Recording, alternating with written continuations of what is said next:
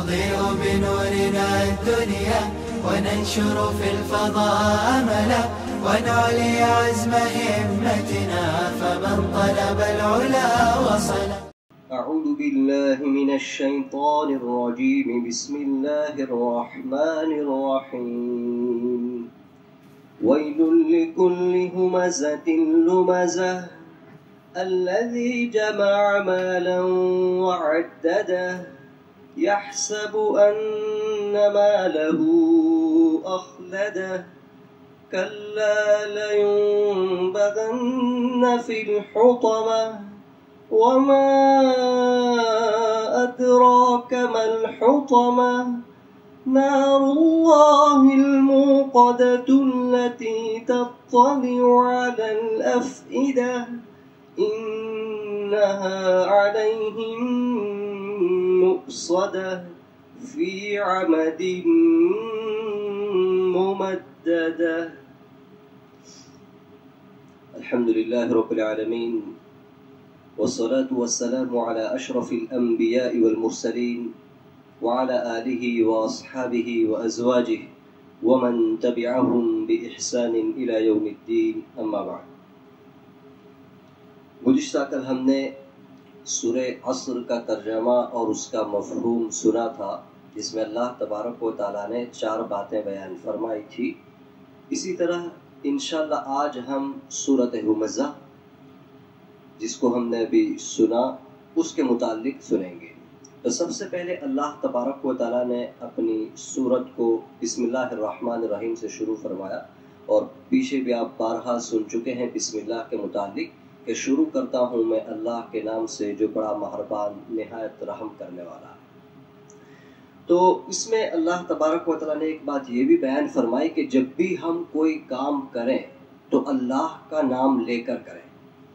یہ اللہ کا نام لینا کسی بھی کام سے پہلے اس کام کو عبادت بنا دیتا ہے. جو بھی کام کریں ہم، اچھا کام کریں، جب اللہ کا نام ہم شروع میں لے لیتے ہیں تو اللہ کی رحمت شامل ہو جاتی ہے. اور اللہ نبی کریم صلی اللہ علیہ وسلم فرماتے ہیں کل امر ذی بال لم یبدأ بسم اللہ فهو اقطع، کہ جو بھی کام اس سے پہلے بسم اللہ نہ پڑھی جائے تو وہ کام ادھورا رہتا ہے. جب ہم کوئی کام کرنے سے پہلے یا کچھ بھی کرنے سے پہلے بسم اللہ پڑھ لیں تو اللہ کی مدد شامل حال ہو جاتی ہے. اور بسا اوقات اس کے اتنے فائدے ہوتے ہیں کہ اگر ہماری استطاعت میں بھی نہ ہو تو اللہ کی طرف مدد سے وہ کام آسانی سے پورا ہو جاتا ہے، مکمل ہو جاتا ہے. تو سب سے پہلے اللہ تبارک و تعالیٰ بسم اللہ الرحمن الرحیم ویل لکل ہمزۃ لمزہ. دیکھیے ویل کا معنی ہوتے ہیں ہلاکت کے، خرابی کے. جیسے ہم کہتے ہیں نا کسی کو تیرا ستیہ ناس ہو، تیرا برا ہو، تیری ہلاکت ہو. یہ اللہ تبارک و تعالیٰ کی طرف سے کہا جاتا ہے کہ خرابی ہے، سخت عذاب ہے. کس کے لیے؟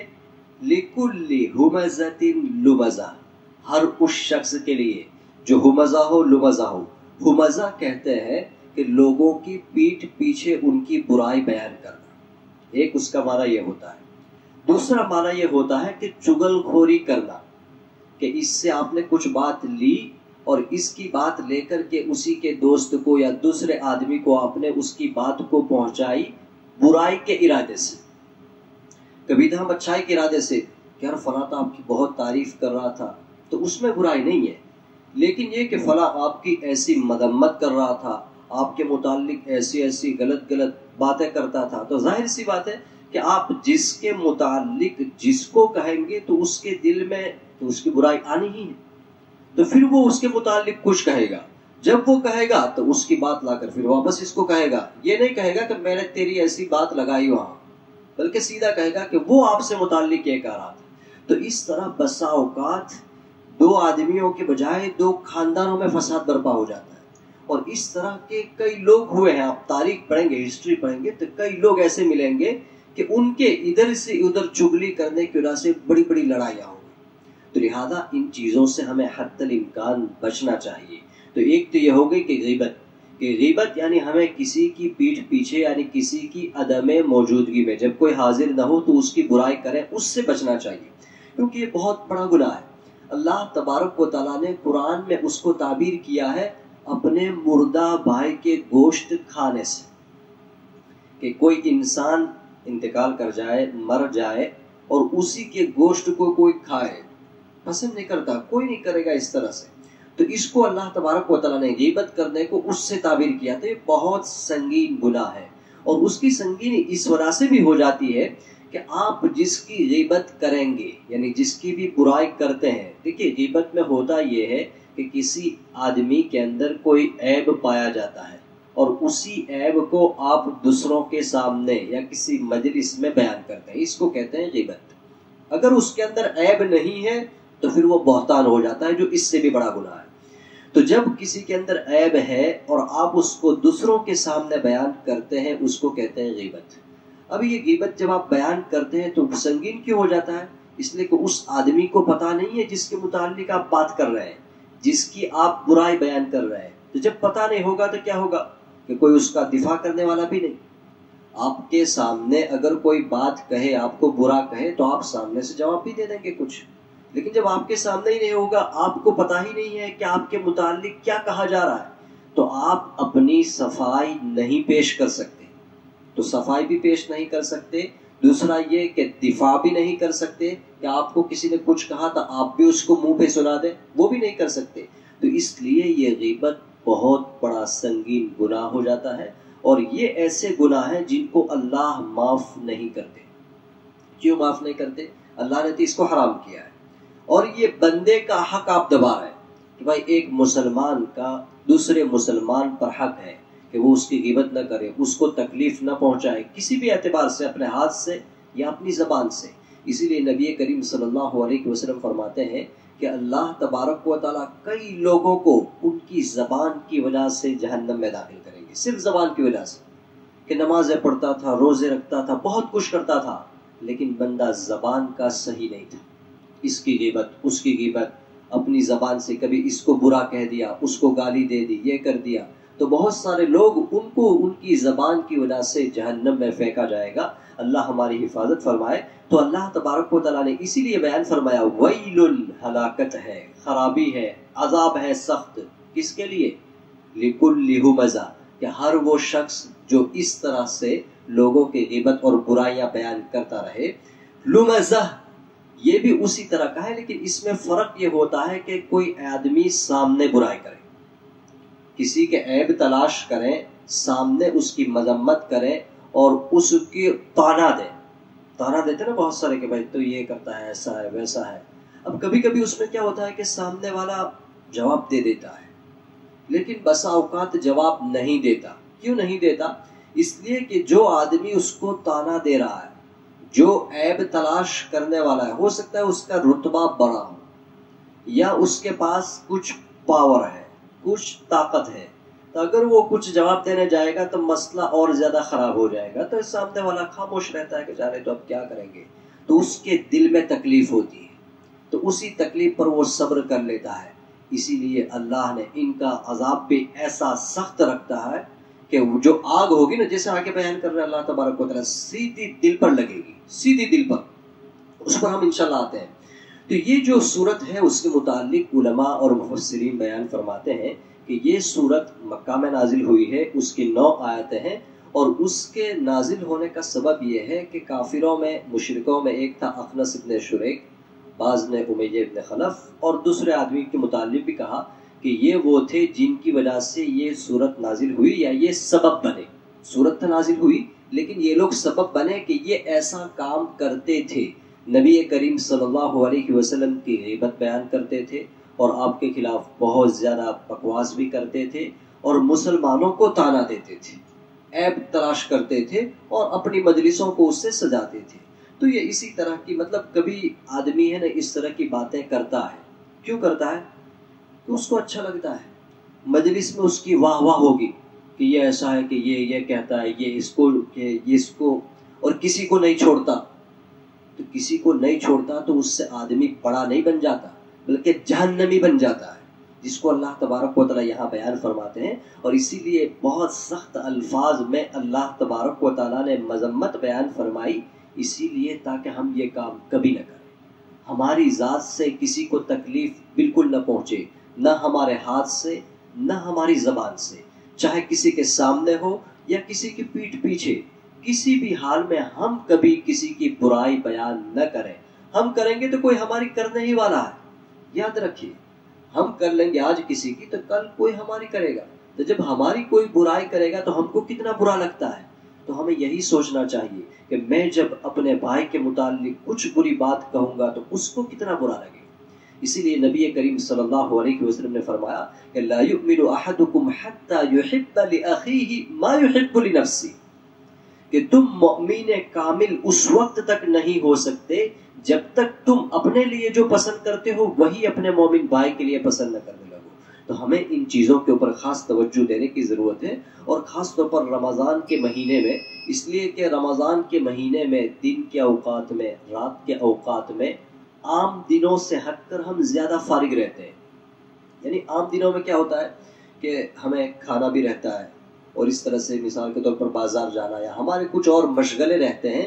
جو مشغلے یا جو روٹین ہمارے عام دنوں میں ہوتی ہے وہ رمضان میں نہیں ہوتی. اس وجہ سے ہم فارغ بھی رہتے ہیں. اب فارغ رہتے ہیں تو اسی میں 2-3 ساتھی مل گئے اور اس کی ہانک رہے، اس کی بات کر رہے ہیں، اس کی بات کر رہے ہیں، اور عورتوں میں بھی یہ زیادہ ہوا کرتا ہے. تو اس سے ہمیں بہت ہی زیادہ پرہیز کرنے کی ضرورت ہے. اللہ مجھے بھی بچائے، آپ سب کو بچائے.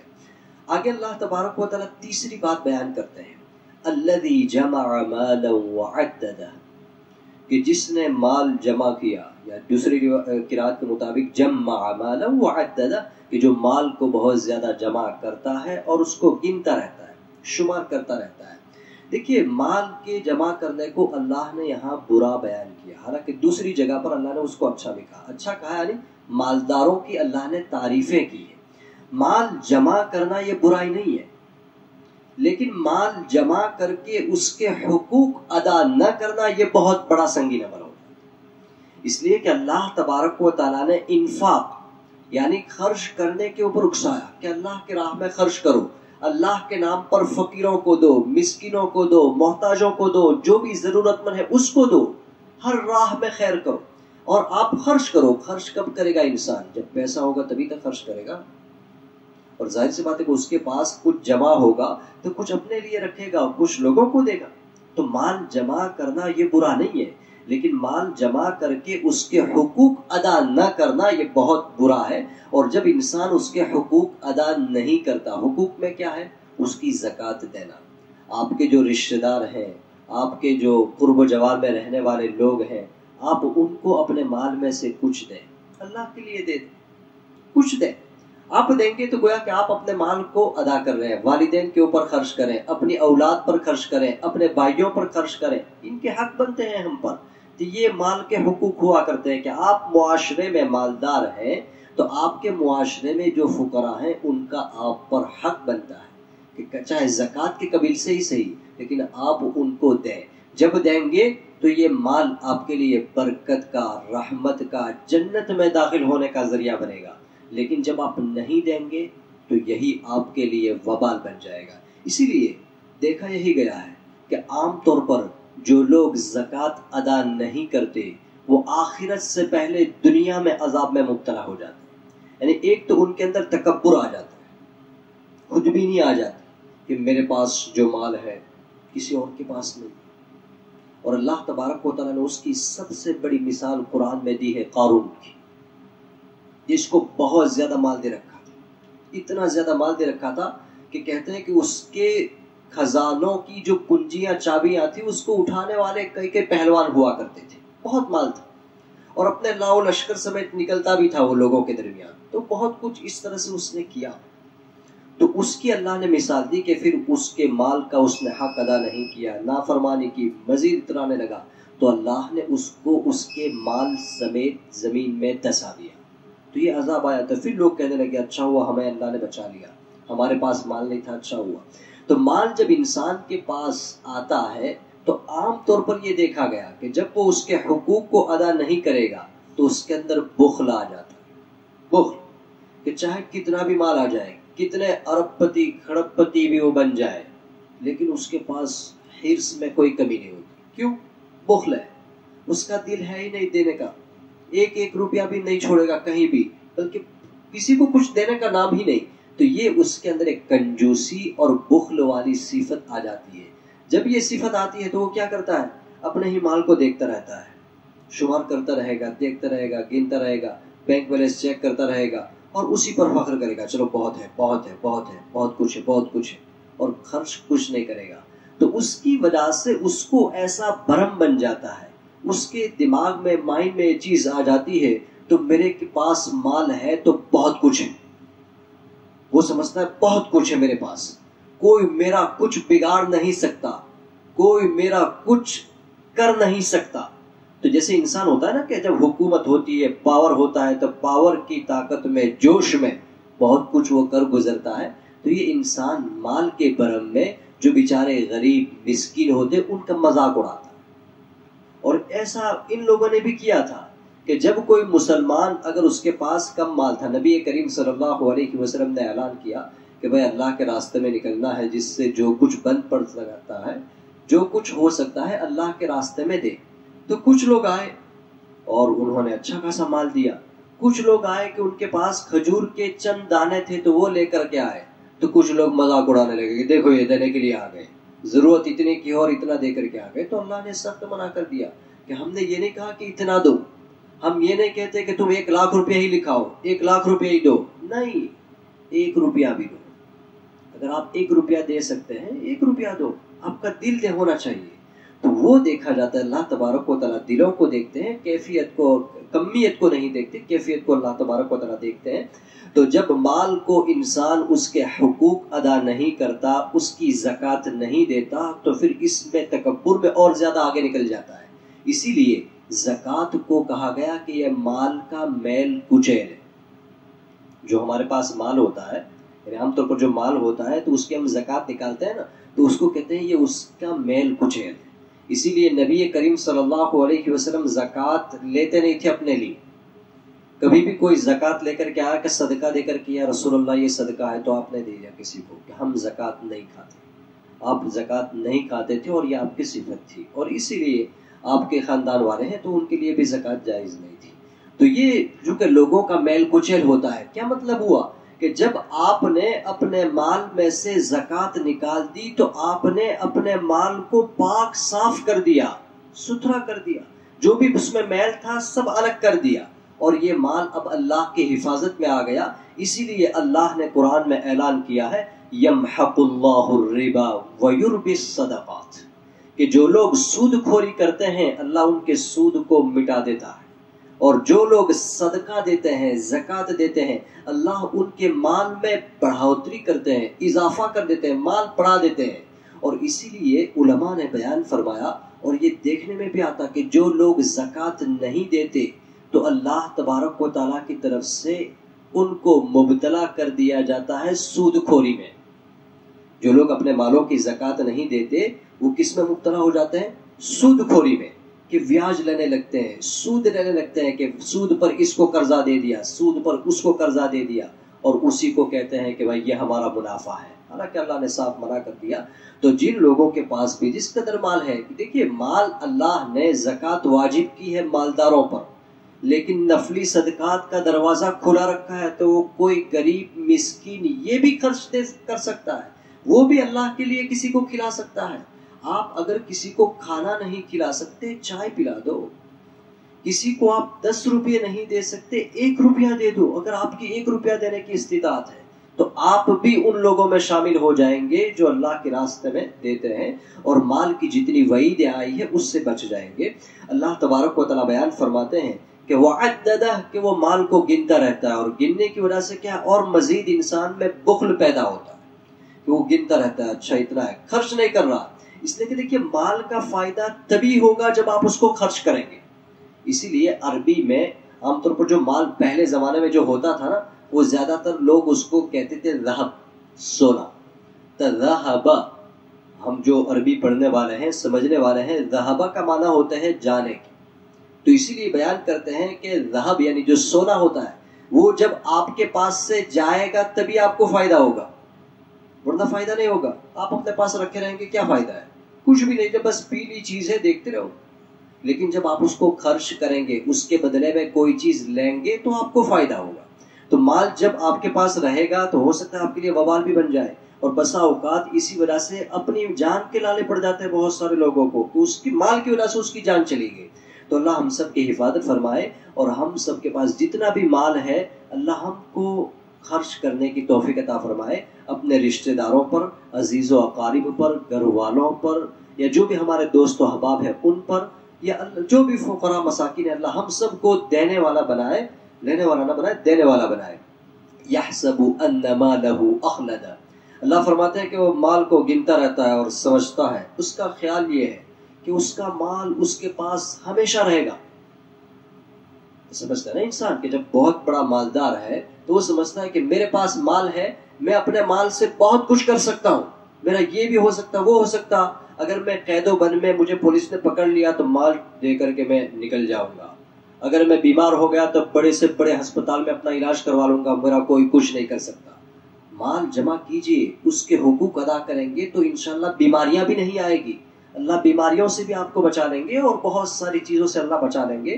تو یہاں پر اللہ نے اس کی مذمت کی کہ وہ اپنے مال کے بھرم میں، پاور میں آ کر کے غریبوں کو، مسکینوں کو کچھ نہیں سمجھتا اور سب کو تانا دیتا پھرتا ہے اور سمجھتا ہے کہ اس کا مال ہے تو بہت کچھ ہے. اللہ فرماتے ہیں کلا، ہرگز نہیں، بالکل نہیں، ایسا نہیں ہوگا. آپ مر جائیں گے، آپ کا سارا مال یہی رہ جائے گا. جب ہمارے پاس آئیں گے تو آپ کے پاس کچھ نہیں ہوگا، بالکل خالی ہاتھ آئیں گے. اسی لیے اللہ فرماتے ہیں لَيُنبَذَنَّ فِي الْحُطَمَةِ، کہ ضرور بھی ضرور اس کو پھینکا جائے گا ایک رون دینے والی چیز میں، ایک توڑ پھوڑ دینے والی میں. حطمہ کہتے ہیں روندنے والی، توڑ پھوڑ دینے والی. جیسے کرش کرنے کے لیے اوزار آتے ہیں نا، مشینیں آتی ہے بڑی بڑی، آپ نے دیکھی ہوگی کہ جو ویسٹیج اور اس طرح کی جو بنگار وغیرہ ہوا کرتا ہے، اسکراب وغیرہ، تو اس کو توڑنے کے لیے بڑی بڑی کمپنیوں میں بڑی مشینیں ہوتی ہے کہ کچھ بھی بڑی سے بھی بڑی چیز ڈالو تو فٹ سے ٹوٹ جائے گی، چورا چورا ہو جاتی ہے. تو اس کو کہتے ہیں حطمہ، یعنی ہر چیز کو ختم کر دینے والی، ہلاک کر دینے والی. تو یہ جہنم کی صفت اللہ تبارک و تعالی نے بیان فرمائی اور اسی لیے خود اللہ نے کہا، پتہ بھی ہے وما ادراک ما الحطمہ، یہ ہم نے جو حطمہ کا پتہ بھی ہے حطمہ کیا چیز ہے. تو اللہ عظمت کے طور پر کہ یہ کوئی ایسی ویسی چیز نہیں ہے جیسے دنیا میں آگ ہوا کرتی ہے، نہیں.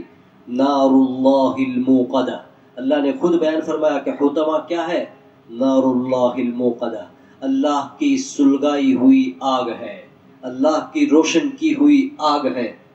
التی تطلع علی الافئدہ، اس آگ کی اللہ نے عجیب و غریب صفت بیان کی کہ یہ ایسی آگ ہوگی کہ بالکل جھانکے گی دل پر، یعنی جیسے انسان کے بدن پر وہ آگ لگے گی تو سیدھی وہ پکڑے گی دل کو. دیکھو دنیا میں آگ ہوتی ہے تو اس میں کیا ہوتا ہے کہ اگر کسی انسان کو آگ میں پھینک دیا جائے تو اس کا بدن جلتا ہے، ہاتھ پیر اور یہ سارے اعضاء جلتے ہیں. اور اللہ نے فطری طور پر ہمارا جسم ایسا بنایا کہ ہمارے جو ظاہری اعضاء ہیں ان میں برداشت کی اللہ نے کچھ طاقت رکھی کہ کچھ تو ہم برداشت کر لیتے ہیں. جیسے آپ کو اگر کوئی یہاں پر اس طرح سے مارے تو ہمیں کوئی فرق نہیں پڑتا، لیکن اگر اتنی ہی زور سے مار ہمارے دماغ پر پڑ جائے نا، خلبلی مچ جائے گی. ایسی ہی حرکت اگر ہمارے دل پر، یعنی سینہ کو نکال کر کے دل پر اگر کوئی کر دے تو دیکھیے کیا تکلیف ہوتی ہے. تو جو اندرونی اعضاء ہے وہ بہت زیادہ حساس، وہ تھوڑی سی چوٹ کو بھی برداشت نہیں کر سکتے. تو اسی لیے جب دماغ میں معمولی سی چوٹ آ جاتی ہے تو برین ہیمریج ہو جاتا ہے، دماغ کام کرنا چھوڑ دیتا ہے. تو یہ دل بھی بہت زیادہ حساس ہوتا ہے. جب کسی انسان کو آگ میں ڈالا جائے تو کیا ہوتا ہے، اس کے اعضاء جلتے ہیں اور مر جائے گا اس میں جلتے جلتے. لیکن ہو سکتا ہے کہ اس کے دل تک آگ اس کے روح نکلنے کے بعد پہنچے، لیکن اللہ یہاں پر کہتے ہیں کہ وہ زندہ ہوگا. جیسے آگ میں ڈالا نا تو فوراً دل کو پکڑے گی آگ، یعنی اتنی سخت آگ ہے کہ جو دل کو جا لگے گی. اور جب کسی انسان کو، آپ نے دیکھا ہوگا بہت سارے جانوروں کو جنگلوں میں جب کچھ جانور ان کو فار کھاتے ہیں تو کیا ہوتا ہے، بیچارہ زندہ ہے اور اس کو کھایا جا رہا ہے تو کتنی زیادہ تکلیف ہوتی ہے کہ ہر اس طرف ادھر سے یہ نوچ رہا، ادھر سے یہ نوچ رہا، ادھر سے یہ نوچ رہا، اور وہ زندہ ہے بیچارہ. تو اسی طرح انسان زندہ ہو اور آگ بھی لگے تو اس کے دل پر لگے تو کیا اس کی حالت ہوگی. اللہ اس کی سنگینی کو بیان کر رہے ہیں کہ التی تطلع علی الافئدہ، کہ سیدھی دل کو جا کر لگے گی. اور دل کو اگر چھوٹی سی بھی چوٹ آ جائے نا تو بہت تکلیف ہوتی ہے، بہت درد ہوتا ہے. تو جب یہ آگ دل کو جلائے گی اور انسان زندہ ہوگا تو کتنی تکلیف ہوگی ہم اس کا اندازہ نہیں لگا سکتے۔ آگے اللہ تبارک و تعالیٰ بیان فرماتے ہیں انہا علیہم مؤصدہ، کہ یہ آگ ان پر بند کر دی جائے گی، بند کر دی جائے گی، کوئی جہنم میں سے نکل نہیں سکے گا، چاہے گا بھی کہ نکل جائے، مر جائے، اور لوگ آہو آویلا کر کے کہیں گے کہ اے مالک، جو جہنم کا داروغہ ہے جس کا نام ہے مالک، تو اس کو پکار کر کے کہیں گے کہ مالک لیقضی علینا ربک، ذرا اپنے رب سے کہو نا ہمیں مار ہی دے۔ کہے گا نہیں، اب کسی کو موت بھی نہیں آئے گی، پڑے رہو۔ تو انشاءاللہ ہم کسی اور موقع سے سنیں گے جہنم کے اور سختیوں کو، چونکہ اب وقت بھی ہونے جا رہا ہے۔ تو اسی لیے آگے اللہ بیان فرماتے ہیں فی عمد ممددہ، کہ لمبے لمبے ستون، یعنی آگ کے ستونوں میں، لوہے کے ستونوں میں ان کو جکڑا جائے گا اور سخت عذاب دیا جائے گا جہنم میں۔ کن کو؟